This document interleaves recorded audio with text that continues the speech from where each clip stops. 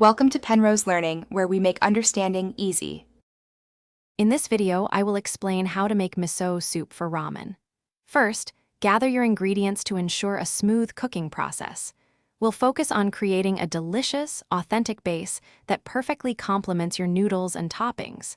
This method is straightforward, even for beginners, and promises a deeply satisfying bowl. Get ready to transform your ramen nights with this essential recipe.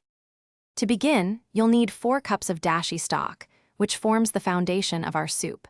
Next, have 3 tablespoons of your favorite miso paste ready. White or red miso works wonderfully.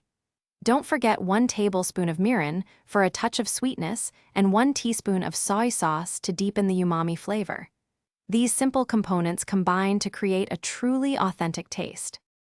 Start by gently heating your dashi stock in a medium pot over low to medium heat.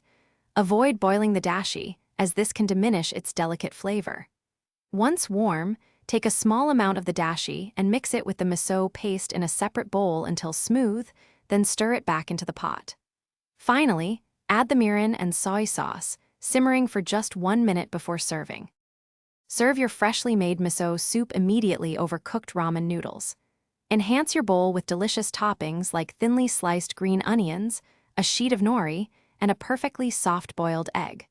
For those who love to plan ahead, check the description for a link to some fantastic leak-proof containers and other great deals to make your meal prep a breeze. Enjoy your homemade, restaurant-quality ramen.